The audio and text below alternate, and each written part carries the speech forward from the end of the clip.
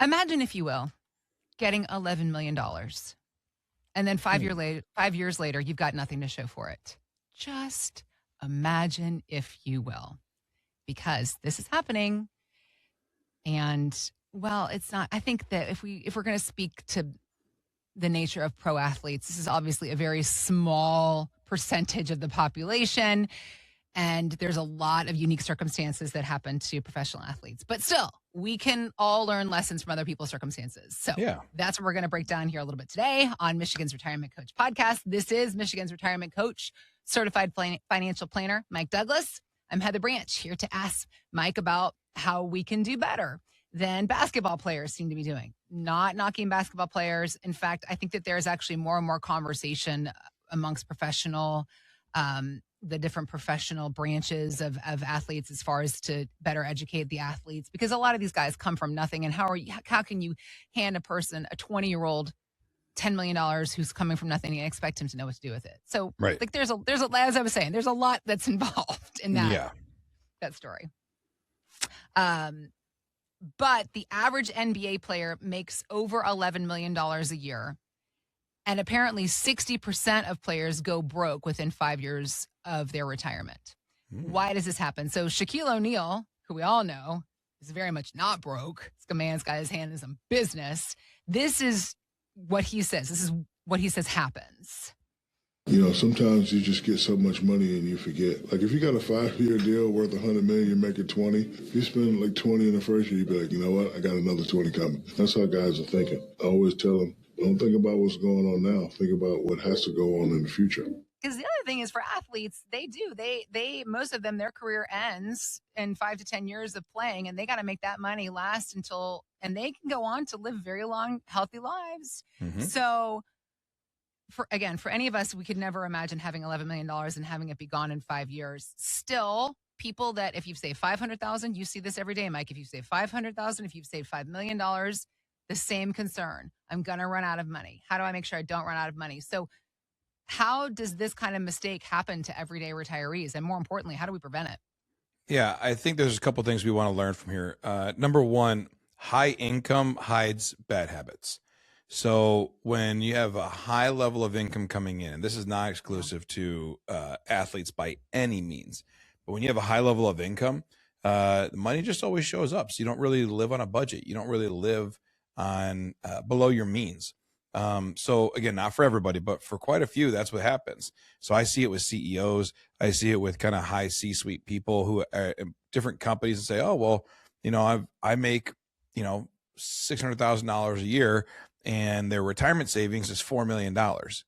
I'm going, wait a minute, how do you, and $4 million is nothing to sneeze at, but if you're getting $600,000 a year of income for years, why don't we have more in savings? Well, because they were living on it and using it. And then when they retire, they have to figure out a way to live at a lower level of income than they were. So high income hides bad habits. Whereas when some people come in and they've got great habits, they say, I never earned more than $120,000 a year. And they come in with $3 or $4 million. Yeah. So who was more successful with their retirement? The guy who made $600,000, the guy. So it's a no brainer.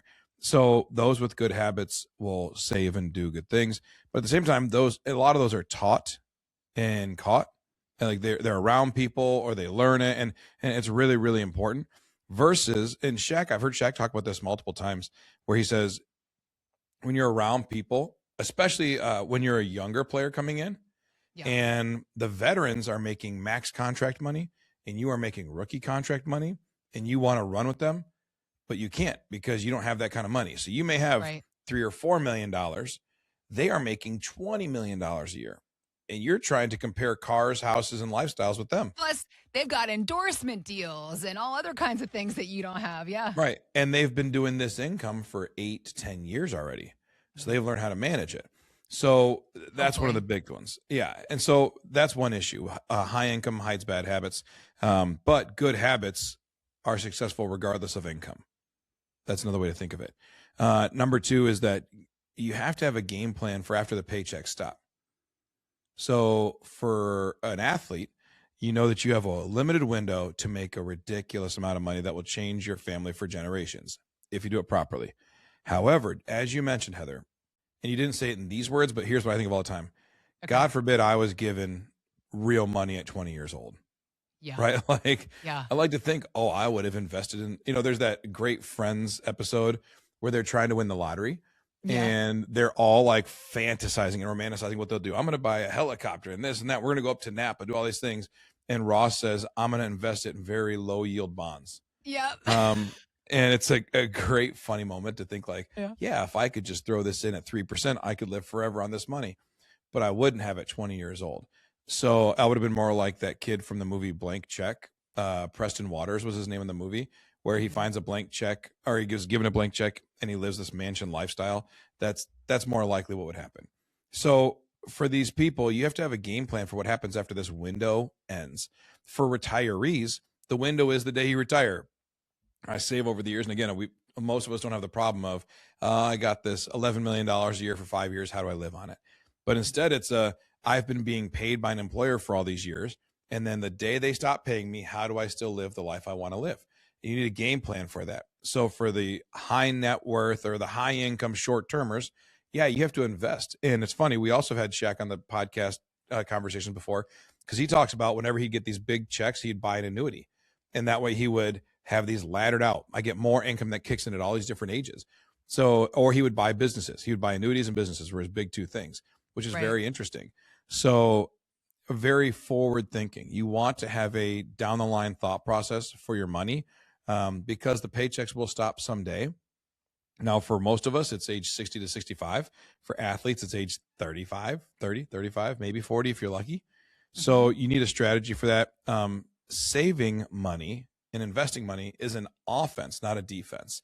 It is a strategy for the future to be able to attack and to do good things. So number 3, taxes and timing ends careers early. Here's my notes on that. Athletes lose fortunes to taxes and bad timing. And that's one of the things he talks about in the quote, right? Well, I get this much, but then by the time I pay taxes and the time I do this, time I do that, my agent fee, it's all really nickel and dime way lower. I saw another podcast with a couple pro basketball players who are all retired, and they were talking about money. And he said specifically, he's like, yeah, everybody around you sees that you signed for $20 million for the year.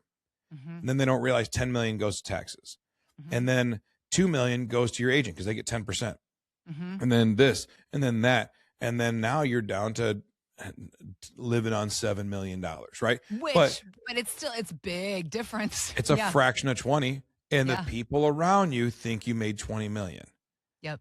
So it's not what it appears. And at the same time, you have to live on the net. Even pro athletes have to deal with the fact that, golly, they just took 50% of my money and my agent took 10%. So now I'm sitting here with, this much money to live off of. And the timing of that matters. Where you are, where you live, what your tax brackets are. When you retire, the timing of taxes matters. We talk a ton about investing, building tax-free retirement plans, doing Roth conversions, doing long-term capital gains or tax harvesting. We talk a lot about different strategies because you have some discretion over when you pay taxes. So you should pay it to your advantage, not the government's. I just think that if we don't deal with taxes, like whenever you hear like a pro athlete who gets into tax trouble, right? You're like, how in the world could they do it? They have so much money. Because they have so much money, and they probably have a lot of cooks in the kitchen, a lot of advisors and hands in. That I do. My heart goes out when you hear about a famous person who's getting dragged to the mud on taxes. My heart goes out to them because I'm like, they had no freaking idea. Yeah.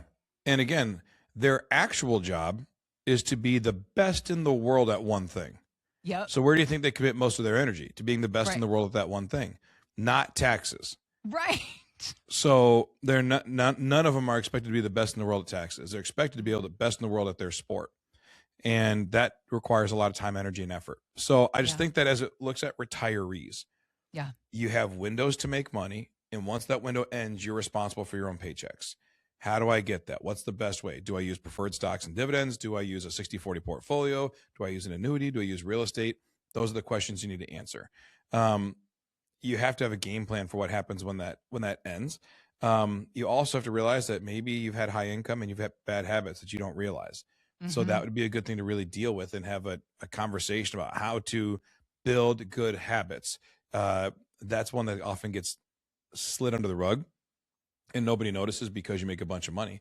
but have good habits. And then lastly, taxes and timing are important.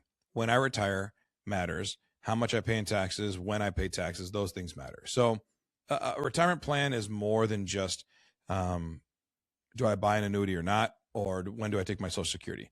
It's the networking of all these things. And just like pro athletes who have a lot to deal with, so do you. As a retiree, you have a lot to deal with. But the difference is you're dealing with my Social Security benefits, my Medicare premiums. I have my kids and grandkids that I want to love and bless with money. I have a lifestyle that I want to live in retirement. I want to snowbird. I want to travel. I want to do these things. There's all these things that have to happen. And how do I coordinate them all to make sure that one, the IRS doesn't come after me, and two, I don't over donate to taxes. So that's all about building a good strategy. And that's why we have these conversations. Mike and his team having these conversations with folks every single day, helping you to do better with your money, your savings, living the life that you want to live in retirement. If you have questions about these things or other things that you have heard Mike talk about in past episodes, we're here for you. Visit us at michigansretirementcoach.com. We also have links posted in the show notes. Be better than some of these unfortunate athletes have done and not have any money after 5 years of living that. It's good. It's good while it lasts, though. Good living. It's fun. It's good living. Yeah. It's fun for a minute. But of course, what you want is you want to be living well throughout your retirement. Mike and his team here to help you figure that out in a plan that's customized to you and your goals. So let's begin that conversation. Visit us at michigansretirementcoach.com.